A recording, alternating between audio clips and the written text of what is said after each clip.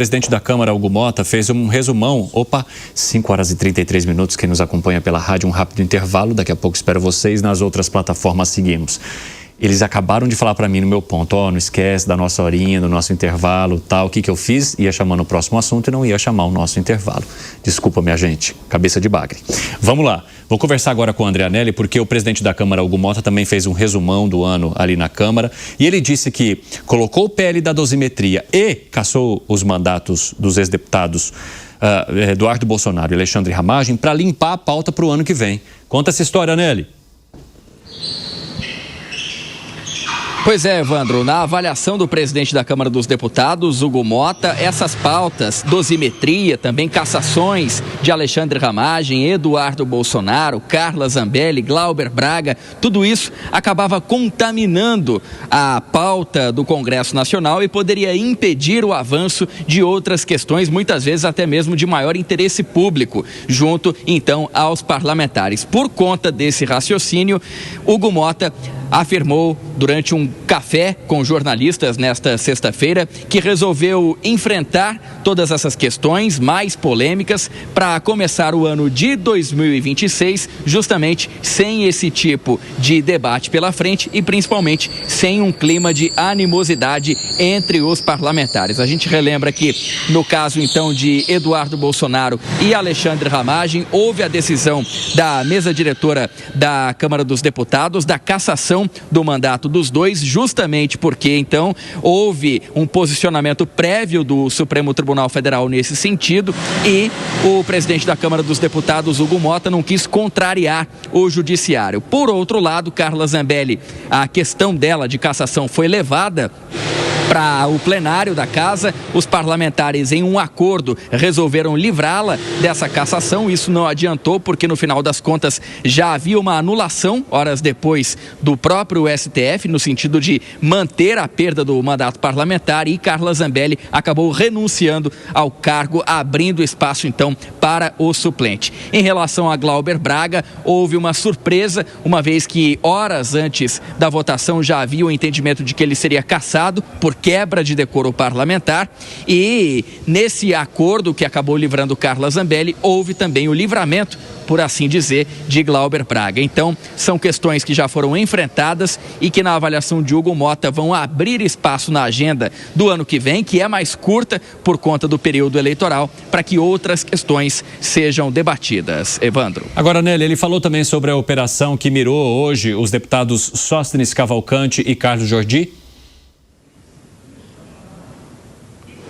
Falou sim, o presidente da Câmara, Hugo Motta, disse que lamentou questões relacionadas então à exposição tanto de Carlos Jordi quanto também de Sóstenes Cavalcante. Inclusive disse que conversou com o líder do Partido Liberal, Valdemar da Costa Neto, presidente da sigla. Foi uma conversa amistosa que os dois tiveram, segundo ele, e que colocou inclusive à disposição o Departamento Jurídico da Câmara dos Deputados para qualquer tipo de necessidade, caso o partido julgue assim, então, por necessário. A gente relembra que Hugo Motta acabou se manifestando ainda nessa mesma declaração, nessa mesma oportunidade, sobre as críticas que o ex-presidente da casa, Arthur Lira, fez à gestão dele. São críticas internas, não foram públicas, mas que foram reveladas pela imprensa por meio de troca de mensagem de Lira com alguns aliados seus. Lira classificou como uma esculhambação a atual gestão de Hugo Motta. Hugo Motta, por sua vez, disse não concordar com essas críticas, disse que respeita a opinião do ex-presidente da Câmara dos Deputados e que, portanto, segue atuando em relação, então, a essas pautas consideradas mais polêmicas e que muitas vezes levam os parlamentares a se manifestar de forma extrema, como aconteceu com Glauber Braga, ocupando momentaneamente a cadeira da presidência da Câmara dos Deputados e depois sendo retirado à força pela Polícia Legislativa, algo que também aconteceu em agosto pelos parlamentares da oposição ao governo, se manifestando favoráveis, então, à pauta do projeto de lei da anistia aos participantes dos atos do dia 8 de janeiro de 2023 e que, por fim das contas, esses 2 episódios específicos de ocupação da cadeira da Câmara dos Deputados acabaram sendo um dos argumentos para que Arthur Lira fizesse essas críticas a Hugo Mota que disse não concordar, mas respeitar esse posicionamento de Lira. Evandro. André Anelli, um abraço para você. Vamos falar então sobre esse balanço de Hugo Mota neste ano de presidência da Câmara, que vem e encerra de maneira bastante turbulenta, não só para ele, mas para todos que acompanharam de alguma maneira as discussões. E Zé Maria Trindade, houve também esse bastidor de Arthur Lira dizendo que havia ali uma esculhambação na maneira como o Hugo Mota faz a gestão da Câmara em 2025. E eu quero saber de você o quanto isso mexe com o poder de Hugo Mota, que já tem sido bastante questionado, e o que também serve para que se altere aquilo que for necessário para que ele tenha mais autoridade e não represente apenas um autoritarismo ali na Câmara dos Deputados. Pois é, hoje eu conversei com alguns líderes exatamente sobre essa situação, aí procurando entender o motivo, né, do desacerto e da impopularidade do presidente, inclusive dentro da Câmara, né? E um deputado me lembrou daquela história do quasímodo, né? Que é com quase uma coisa, quase outra e não é nada. Ele se aproximou do presidente Lula de uma maneira muito forte ali no início. Me disseram que ele segue muito conselhos da mãe, faça isso, faça aquilo, né? As ideias políticas, e se aliou a um grupo pequeno ali, o Bulhões e outros ali, que acabaram fechando o círculo ali em torno dele, um círculo pequeno, e ele não está entendendo o andamento da Câmara. Para você ter uma ideia, hoje eu ouvi muitas reclamações da tomada de decisão, que foi de um jeito com o Carlos Zambelli, diferente com o Ramagem, né? Que é a situação parecida. E outra reclamação é que ele poderia deixar isso para a volta. O Congresso entraria em recesso e pronto, e deixaria isso para a volta. Não, ele fez de uma vez. Então ele desagrada setores e desagrada setores e fica sem apoio. E sem apoio na presidência da Câmara é muito complicado. Um parlamentar me lembrou a gestão do Rodrigo Maia. Ele não era exatamente um gestor firme e tal, mas ele entendia o que a Câmara queria. Aquilo ali é uma casa muito fechada, né? Alguns deputados me dizem, olha o nome aqui, Câmara dos Deputados, então isso aqui é nosso. É assim, jogo bruto. Então o Rodrigo, ele entendia o que a média geral da Câmara queria e seguia aquilo. E o atual presidente Hugo Mota não está tendo essa habilidade. E as ideias dele de ficar de um lado e de outro, acaba brigando com setores de um lado, setores de outro. No caso do Glauber, brigou com o setor da esquerda. No caso aí dos deputados, brigou com o setor de direita. O líder do PL falando mal dele. Ele brigou com o líder do PT. Né? Não se falam e, enfim, criou muitas inimizades e abriu várias arestas. Então, esta é a dificuldade para um presidente que está num ano complicado.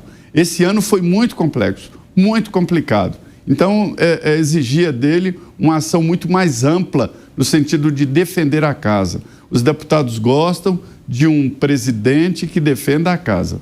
Exatamente, Zé Maria Trindade. Como é que você avalia, Gani?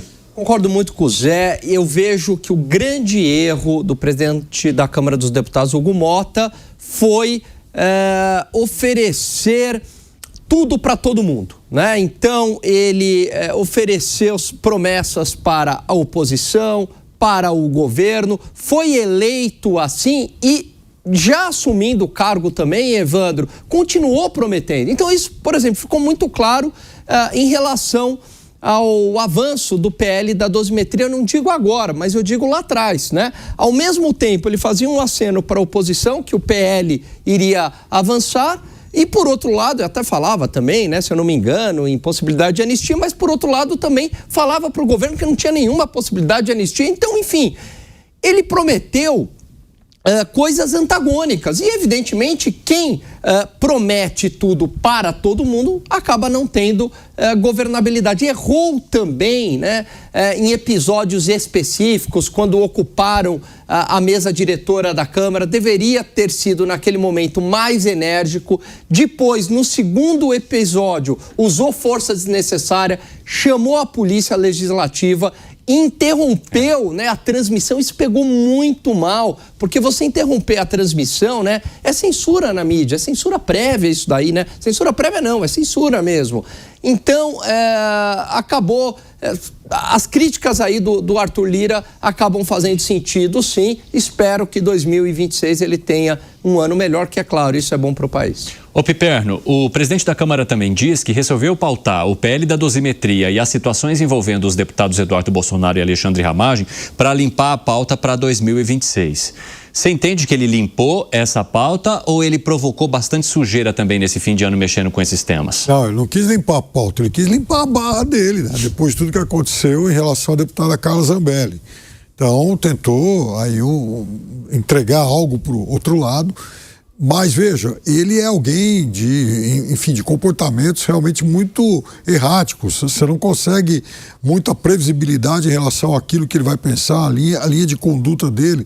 Até porque, como o Alan disse, ele promete tudo para todo mundo e ele é alguém que vem do Centrão. Esse é o carimbo, é o DNA dele. Ele era o menino de ouro de Eduardo Cunha. Olha só quem é o inspirador dele. Então daí não se...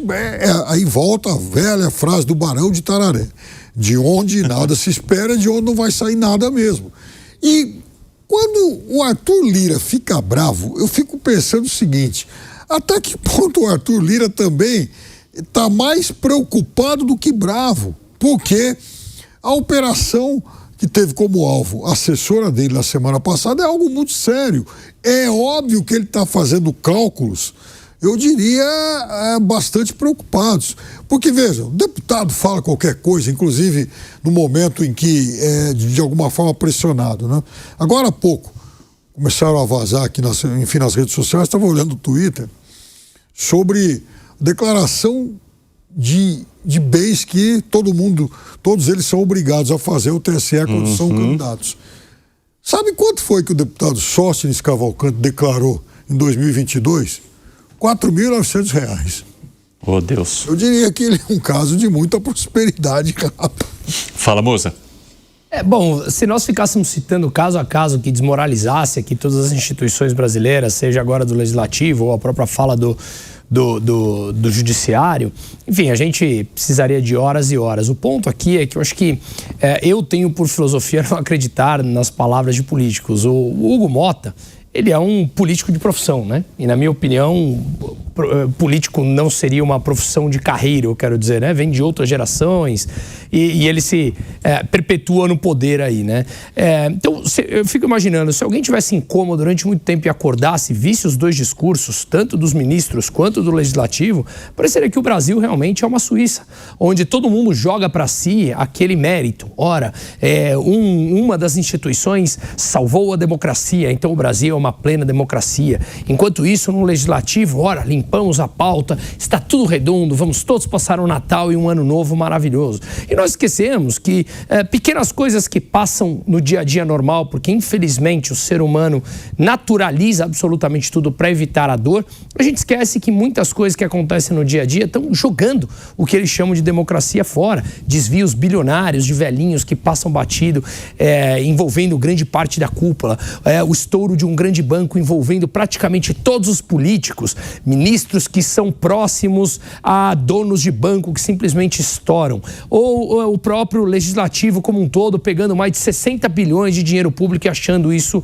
normal. Tudo isso distorce por completo aquilo que convencionou se chamar de democracia.